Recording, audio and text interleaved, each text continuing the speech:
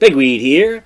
Today we review an IPA and discuss the recently identified million-year-old skull.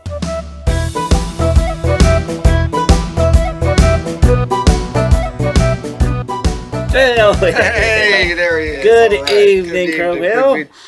So how about some beer and conversation? That's an excellent idea. What are we drinking? What are we drinking? We're drinking a hazy IPA. Well, that's a very good idea. Yeah. Very Okay. nice, So nice. what's on your mind today? Got a joke for you. Okay. How many homos does it take to screw in a light bulb? This is going to get us ranked down on YouTube, I think. Oh, no, that's because your mind is in the gutter. The okay. answer is, well, it depends. If you're talking about Homo heidelbergensis, Yeah. probably 2 or 3. Okay. Homo habilis, habilis. Habilis, I think. Okay, I don't know, like 5 or 6. Yeah. And Australopithecus. Except they're not homo. They're not homo, yeah. Why aren't they homos? Because homo means man. So Once you get down past once you get the down- Austrios. once you get down there, they're not man anymore. All right. Well, I'll just have it then. Homo ergaster. Homo ergaster. Yeah. There we go. Okay. He couldn't figure it out. And either. could all of them work together to screw in the light bulb? Maybe. Okay, get your mind out of the gutter, my Yeah, friend. okay. So here we go. Jailbreak has a beer called Special Lady Friend. And Yes. they made this new one called Citra Lady Friend, which is a hazy IPA. And generally so speaking, probably the same beer except for all Citra, Citra. I think. And generally speaking, I'm not a huge fan of the hazy IPA style, but but when I saw the Citra, I like the Citra hops, and it's interesting. So I thought this would be worth a try. yes. Well, it's both things. It's both. It's very aroma forward. Mm-hmm. It's has that citriness, but there's also a certain juiciness that comes with the hazy. And I'm not really sure what the process is that they do. How they get the hops to have a kind of it tastes like itself. The hop tastes like the hop plus something else. Yeah, another feature. This is actually pretty good. Yeah. Some hazy IPAs are so thick that it's almost like you have to chew them, you know? Yeah. And well, this it one looks kind of orange juicy. It looks kind of thick, but it's really not too bad. But I love the Citra hop. I enjoy it. Yeah. I wouldn't want to drink it all the time, but I do enjoy it. All right, so I don't know if you know this, but when I was a lad, I had a plaster cast of a Neanderthal skull. Very nice. in No, I my did not know bedroom. that. Yeah. Well, since you know more about homos than I do, Yeah. how many more homo jokes do I get to do? Yeah, I on don't the know. show? It's as many as you want, as far as I'm Okay. Well, wait till I get to Erectus, Okay. and then they'll Yes. start flying. So we're going to talk about this new skull, but we have to talk about what is the prevailing understanding about the homos. Now, the homos, I'm going to stop saying that.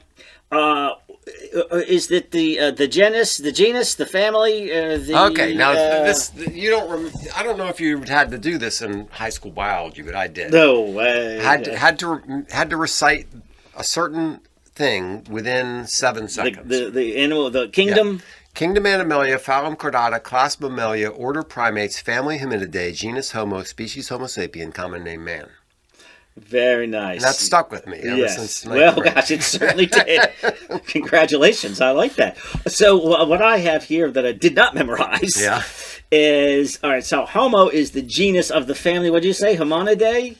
Hominidae. Hominidae, the order Primates, characterized by a relatively large cranial capacity, limb structure adapted to habitual erect posture, and a bipedal gait, well-developed and fully opposable thumbs, hands capable of power and precision grips, and the ability to make standardized precision tools using one tool to make another. Yeah.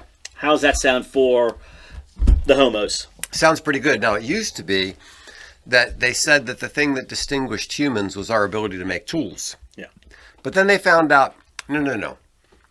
Ability to use tools was the first Right, line that's of what sounds defense. like this is a clarification. Yes, it is. Because at first they said only man can use tools. And they found out crows use tools, and chimpanzees use tools, and like all kinds of other critters use tools. A stick to get termites out I would consider that a tool. Yeah. Otters use tools. The otters will lay on their back with a oyster, and then use a rock to crack open the oyster. So that's it's not good enough. Yeah, it's not good enough. So they had to make it. So what you're saying is this tool to make a tool is the distinction. Using a tool to make a tool. That's where they got to. Okay, so you would take a sharpened rock to sharpen a spear. Yeah. Head. Yeah. Something along those lines. Like that. Yeah. So let's do some numbers here. Let's do some numbers. So you're saying. Let's go back to the Australopithecus. Yes. I got a story about that. Okay. In 5th grade. So I was really into anthropology when I was a kid. Sounds like it. Yeah. And I had a plaster cast of a Neanderthal skull. My mom took me to the Louis Leakey Foundation Society as a birthday present one year. I had the Time Life books, series of books on early man. So I was really into it. And one time in 5th grade, this guy was annoying me, and I called him an Australopithecus. Oh. And the teacher said, "Wow!" And the teacher said, "There's no such word." And I said, "Of course there is." And so she said, you have to prove it to me." So I got to go down to the library. I got to leave class, go down to the library, and find a book that showed that there was such a thing as an Australopithecus, and bring it back and show it to the teacher. So first off, you got to get out of class. Yes. And second, you got to stick it right in her face. Yes, exactly. That's a satisfying day. It was a satisfying, that might have lasted. Very satisfying day. Well, satisfying enough to remember it to this day. That's right. I remember all these years later. Yes. What makes the Australopithecus not a homo? Well, they're not erect, not fully erect. Okay. And there's no evidence of tools. But they're on our list here as ancestors. Yeah.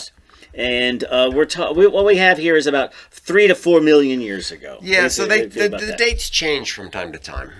They will be changing here by the end of the show. That's right. I'll tell you that. So the break off from the chimps is about 6 million years ago.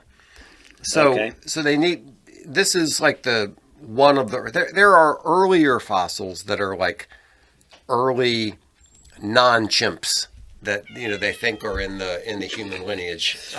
But Australopithecus was kind of Raymond Dart discovered, I think, the first Australopithecus. I met the guy at the Louis Leakey Foundation. He discovered the first Australopithecus skull. And everybody was hunting all over the place to try to find human ancestors. Right. And now it's just gone crazy. There's when I was a kid and when I was studying anthropology, in the Stone Age. In the Stone Age, that's right. It was basically Australopithecus, Homo erectus, Neanderthal, humans. Okay. It was very simple. And there's that picture you see. You see the picture of the ape down here, and he slowly stands up, and then he's got a spear in his hand. Right. And that's just a ridiculous oversimplification. That it was a progressive. Yeah. Well. Wow. It was like the 80s. Quest for Fire. Mm-hmm. Remember that movie? Mm-hmm. And I'm thinking what you're talking about. Mm-hmm. And I'm going, this movie's lame because you have what my understanding was a linear progression. Mm-hmm. You have different humans, not of different stages, but some are hairier and some are, caveman-y and some are bald and like I'm like, they're not all living at the same time. This movie's dumb.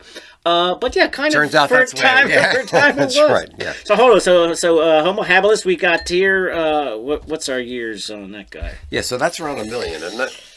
Oh no, they have it longer ago. 2.35 to 1.5 million. Right. See, a lot of the dates change. When I was a lad, Australopithecus was like 1 million years old. They thought. All right. So let's move our way up because it's about to change again. That's right. So this is So this infographic, this thing here is what existed a few days ago. I mean, get out of here, cat. Right. So now here we got our boy Homo erectus. Right. Now he, as far as we know, is where the other humans branch from. So like the common ancestor that we the Denisovans and Neanderthals, the Neanderthals right, can all trace our roots to. That's the assumption. And we've got him, let's just call him about 1 million. Yeah. So one thing that's important to remember is that back when I was studying anthropology, all they had were stones and bones, right? Yeah. They didn't have DNA. And they were just trying to reconstruct things based on bones they could find and tools and things they could find associated with them. Now, because of DNA, they're able to do much more interesting analysis of whether this thing is a descendant of that thing. But you don't find million-year-old DNA. Well, no, but you can get pretty far back. What I just found out today, listening to a podcast, was that the person that was reading the science article, apparently science writing is not that great. Mm-hmm. First, the misleading headlines, and then they're going that the writer is saying that this skull this million-year-old skull that we're about to discuss, was carbon dated. Yeah, and he went to talk on about how carbon dating works. He says it's good for about 60,000 years. Yeah, carbon dating doesn't apply way back there. Yeah. Right, because you're half-living. Yeah. So rapid, like 5,500 years, that way before you get to, by the time you get to 100,000, there's nothing left. There's nothing left. Yeah. Okay. Yeah. So carbon dating is not useful for these. They have to use rubidium, strontium, or is it potassium? Potassium argon. There's some other things they can use for doing dating. But they're also doing relative dating, meaning just the other things that are in the stratigraphy. So what they'll do is they'll find out that it was discovered in this layer, right? And they've dated that layer based on other things, and that's usually relative dating, as you said, which is, generally speaking, the one on the bottom is older than the one higher up. Right. That's not. I wouldn't always recommend true, relative dating unless you're in West Virginia. But I stole that joke from the guy I listened to today, but it's a pretty good one. That's a pretty good one. Yeah. And my apologies to West Virginia. All right, so anyway, as this branching off goes here, who do we have here? Heidelbergensis, he's coming straight up from Hummer. Yeah. Now, see, they have Heidelbergensis as not a predecessor of Neanderthal, which I'm not sure I agree with. I've heard that Heidelbergensis has frequently thought to be an ancestor of Neanderthal. Mm-hmm. Yeah. So I'm not sure here's the thing. If you get 10 anthropologists in a room, you'll get 15 opinions. Okay. So. Yeah, I mean, just really, what are you working with? Right. I even think about like the ancient archaeologists. I'm like, you find a few shards of a pot, and now you're making assumptions about how they lived and how many people lived in the village. And like, gosh, that's not, and that's got to be easier than what these guys are doing. Yes, there's a lot of speculation and a lot of guesswork, but yes. So we have, and what's happened recently, just in the last 15 years, is we've discovered that there are way more human ancestors all living together at the same time. Yeah. Which, there was, I'm not exactly sure people really believed this per se, but there was this kind of idea that you had a bunch of Australopithecines and they kind of all went away magically somehow. Yeah. And then you had a bunch of Homo erectus. Yeah. Kind of how my mind worked. Yeah. Yeah. And somehow they all went away, and then you had a bunch of Neanderthals, and somehow they all went away, and then you had modern humans. And the truth seems to be that you've had multiple, like we've had times where Homo erectus, Heidelbergensis, Neanderthal, Denisovans, and modern humans were probably all alive at the same time. That's nuts. Yeah. But the Neanderthals dominating Europe. Yeah. Before the Homo sapiens moved in. Right. Is that right? And what is Homo sapiens sapien? Are we Homo sapiens or are we Homo sapiens sapien? Well, that's a good question, because Homo means man, sapien means wise. Okay. So like Homo erectus means erect man. Okay. Which, don't think about that too much. So Homo sapien means wise man. Homo sapiens sapien means like really wise man. But was the Homo sapien Was there some transition there that made them, and are we anatomically the same as the sapien or the sapien? Well, so I don't know, because first of all, it's at least conceptually possible that you could have an anatomically modern human, right, who isn't mentally modern. Right? Like okay. you could conceivably have somebody who looks like a modern human. Right. But there could be some mental development which you can't track through stones and bones. True. You know? I mean, gotcha. you can track, if you see writing, okay, you can track that.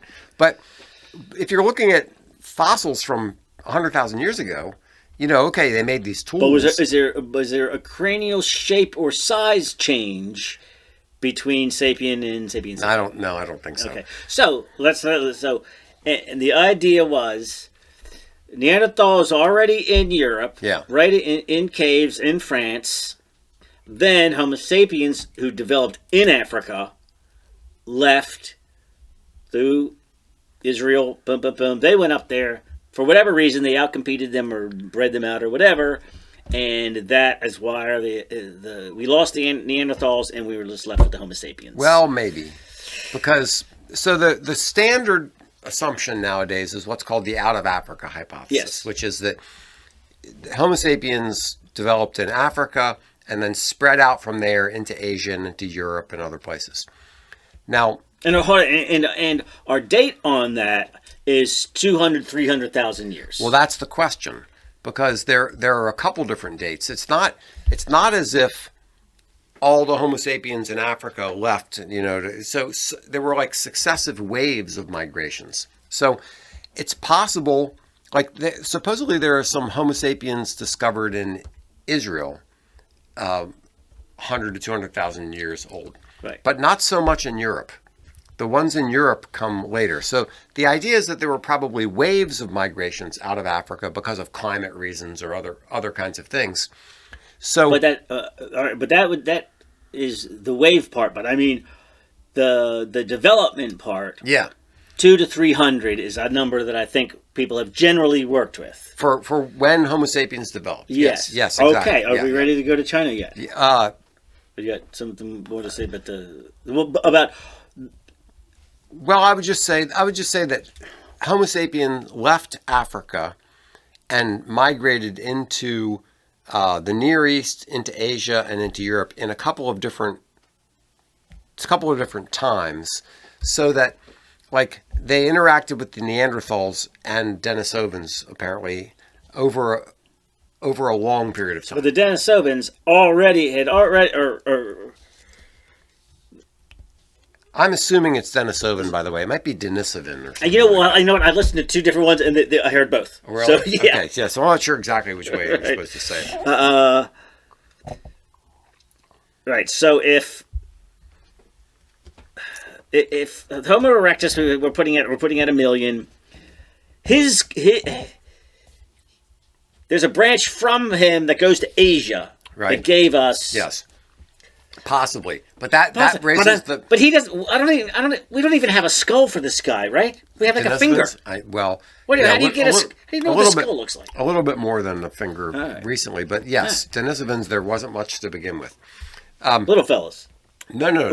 That's Foriensis. That's Homo Foriensis. But where's the Hobbit one? That's the hobbits. They're like on an island. Yeah, in New Guinea or someplace in Indonesia. Indonesia, yeah. And they're Java or something. Yeah, and that's Homo Foriensis, and they're actually kind of old, but they're it's another crazy little. But they're hominids, right? So the problem that we now face is there's this new alleged find.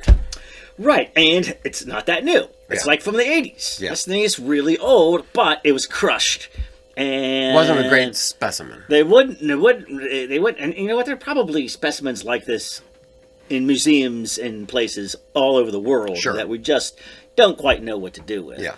But it has to do more with modern techniques of... We can do stuff now that people couldn't do 50 years ago. You're right, of extracting... not physically extracting, right? Because it's hard to separate. All of these things the fossil has petrified into the rock. So you just, with a little hammer...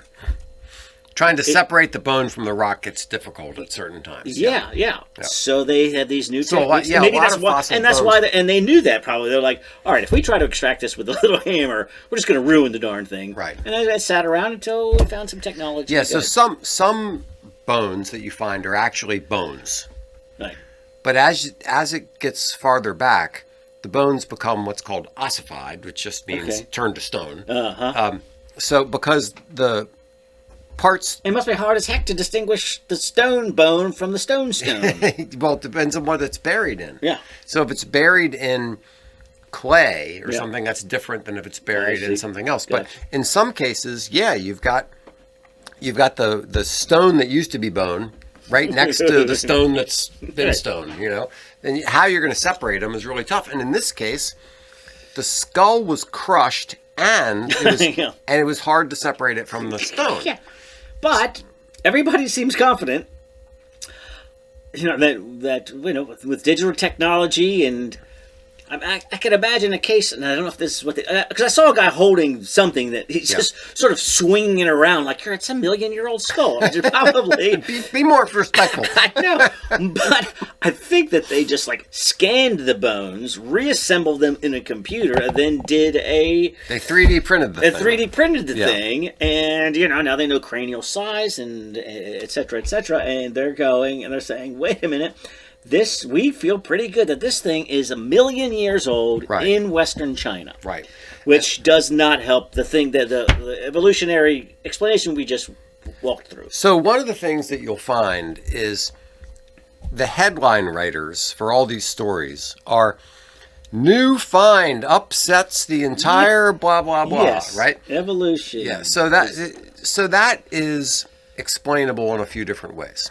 First of all, nobody's going to read an article where the headline is "Old guy finds irrelevant bone." Yeah, not sure, but maybe. Yeah.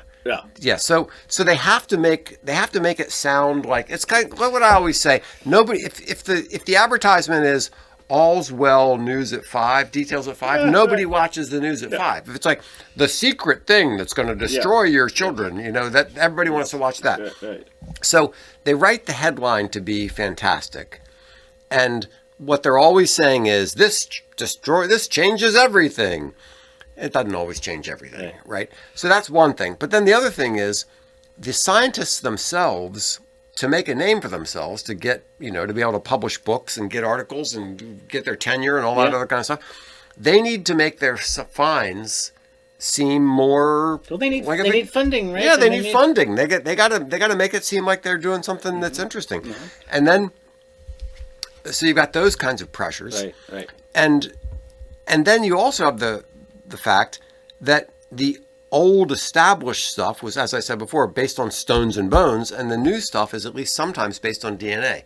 So sometimes it is upsetting the apple cart because they have new ways of evaluating the data that we didn't have before. But this 1,000,000-year number does upset some things. Oh, it upsets a lot of things. Does it rewrite all of human evolution? That may be a little strong. Well, but it's at least because there shouldn't even be. So these guys, they're not saying that this 1,000,000-year-old skull is Homo sapien. They're saying it's something else. I took notes on this. Homo longi. Yeah, the dragon man. Yeah, a sister species, somewhat equivalent to Neanderthals and Oh, I thought that they were closer to the Denisovans. Maybe, but in that sort of group, you have Denisovans, Homo sapiens, Neanderthals. They're all advanced, basically modern. And so what they're saying is this one, it's not Homo sapiens, but it's close. It's kind of in the ballpark. And there really shouldn't be anything like that 1,000,000 years ago. Right. Because 1,000,000 years ago, we're in Homo erectus territory. Right. And now you would have to get there. You would have to have this development taking place out of Africa. Exactly. Not in the out of Africa way that you're thinking, but yes.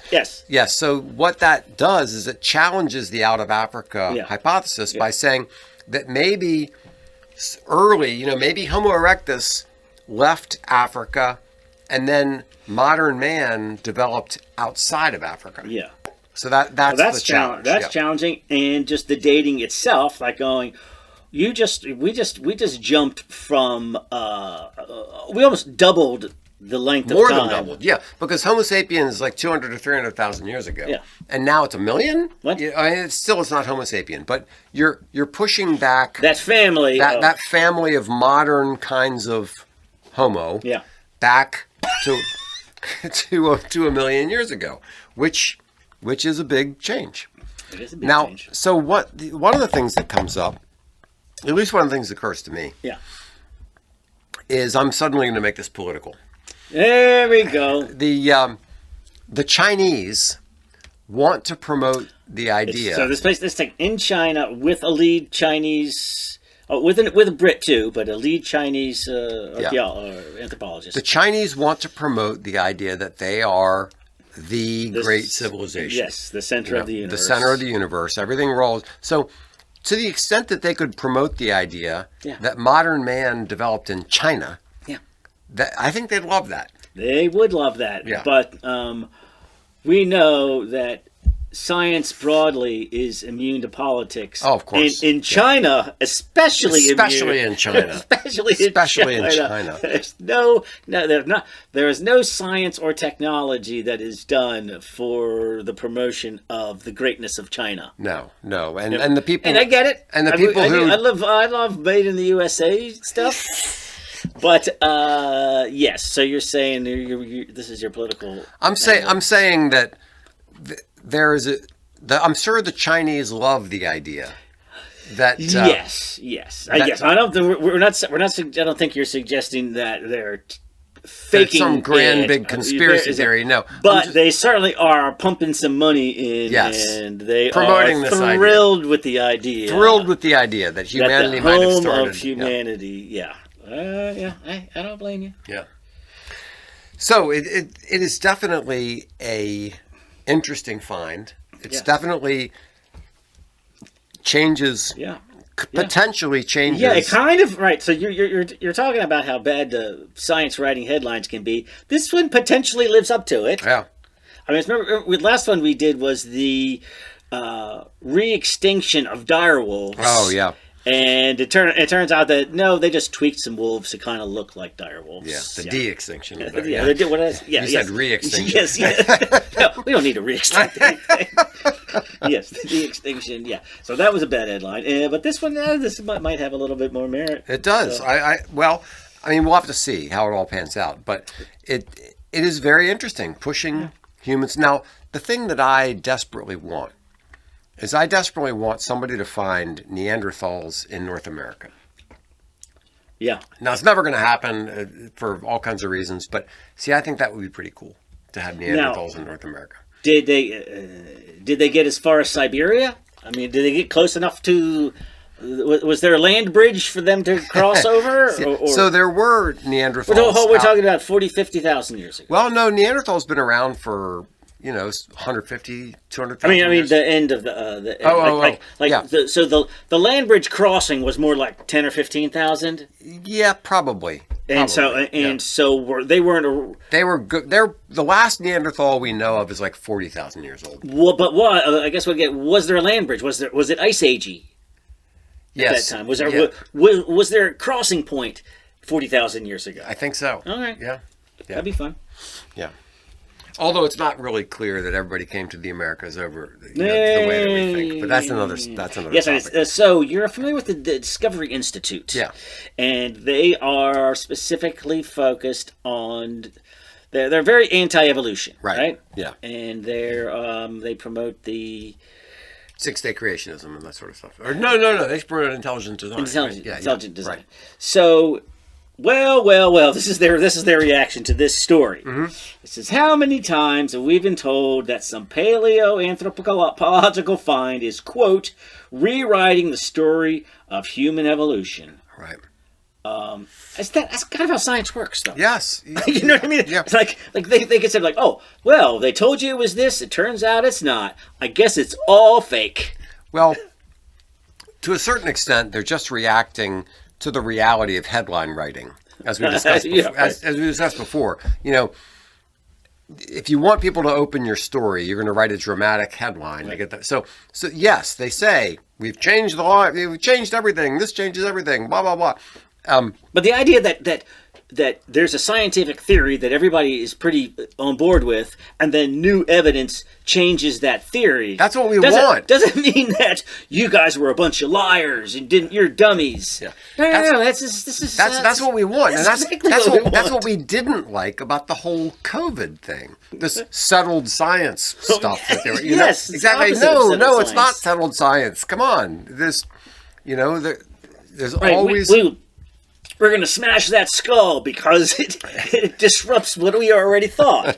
Yeah. Well, no, that's not how that's not the way it works. Anyway, so I made some chili. Okay. Every time I make chili, I taste and I go, gosh, I don't know. I just remember my chili being better than this. Yeah. And so I eat it and I put it in the fridge, and then 2 days later I go, oh my God, that's why. Yeah. So I'm thinking, what if you let your chili sit for 50,000 years? That's an interesting idea. We should try that. I put a note on it for my descendants. No, I want to live to 50,000 years and eat it 50,000 years from now. But I would be interested to know if it gets better over time. I want to know what's going to power. I want to know what's going to power my refrigerator for 50,000 years. Yeah. So people, this reminds me of my college days, because the headline is, it had a strong Pleistocene aroma. In 1984, scientists ate a 50,000-year-old bison in a stew. Now, so there's your headline. Yeah. Right? It's exciting. The story that my professor told me in geology at the University of Maryland was that... Do you mean this actual story? Not exactly this story. Okay. But the story he told me was that there was... we have this strange thing where woolly mammoths are suddenly frozen in the tundra up in Siberia. Yeah. And they remain frozen for like 30,000 years or something. And then, there's a warm summer or something. Or the Russians are just up there digging a new missile silo. Right, or something, yeah. And they pull out this frozen 30,000-year-old, 40,000-year-old mammoth. Yeah. Well, what my professor told me was that he was at this event where people were eating... He was at the event? I think. I don't know. The part I remember most distinctly was that they were eating woolly mammoth and making burgers out of it. Right. And so when I saw this story about the bison, I was like, it's the same thing. So you have this bison that's frozen for 50,000 years. Discovered by gold miners in 1979 and handed over to scientists. Yeah. Reclaimed from the permafrost. Mm-hmm. Go ahead. Yeah, so you have this thing that's been frozen all this time, and they say, let's eat it. And they make a soup out of it. So they said it was like the Pleistocene popsicle after its death, and that its muscle tissue was preserved comparably to that of beef jerky, with fat and bone marrow to boot. With so much to offer, the research team decided to follow in the footsteps of Russian scientists who had come before them in introducing a little bit of the findings into an evening meal. There you go. So, so they probably took off a thumb-sized chunk and put it into a big stew, and just to say that they did it. They weren't just grabbing hunks steaks. Or steaks of ice. And that's a funny thing. Yeah, tastes kind of Pleistocene. I've never had bison. Have you ever had bison? I don't think I have. Yeah, I'm curious what bison. I've heard that it tastes very much like regular steak. Right. Yes. Yeah, that's what I hear. Oh no, I did. In fact, it was right where you would think it would be, like out in Wyoming or somewhere. They had. Yeah, great. There's a cat. Dogs. So before we go any further, I have one more question. Yeah. Because looking at this chart and all, and you said you're telling me the Australopithecus are not the same as. Where is this supposed missing link? Is it before these guys? Okay, so the missing link, the basic concept of the missing link, is this idea that man evolved from something like a chimp. Yeah. So where is the thing halfway between a man and a chimp? So you're saying this guy here at the bottom that I can't pronounce is far enough away from a chimp to say that's not a chimp. Right. Yeah. But there's nothing sort of transitioning. Yeah. Well, the problem is, how many transitions do you need, right? Yeah. You know. Okay, so we have Australopithecus, which is clearly not a chimp and clearly not a man. Let's say that was the first thing you found, and then you get, and then all of a sudden you get Homo erectus. It's like, all right, is that your transition? Yeah. Well, like where's between here and there? So you can always look for something between this and that. Yeah. So you can always argue that, well, you're making this big leap from that Australopithecus went to Homo erectus. Well, yeah, you are. I mean, it's not like we have a genealogical table. So all right. So it's yes, I agree. It's a 1,000,000-year leap. Yeah, where's the 500,000 guy? Where's you the find 100,000 him there? Yeah, guy? you're right. You find him. You're like, well, you haven't found 100, have you? That's right. Although he does have a kind of a monkey head. Yeah. Compared to but they're not monkeys, and well, first of all, they'd be apes, not monkeys. But they're not apes. they're not like chimps. They have bigger brain capacity. Right. They have different. But not walking upright yet. Not walking upright. Different teeth. Different other things that are different about them. So they also walking upright. It wasn't like all of a sudden you're walking upright all the time.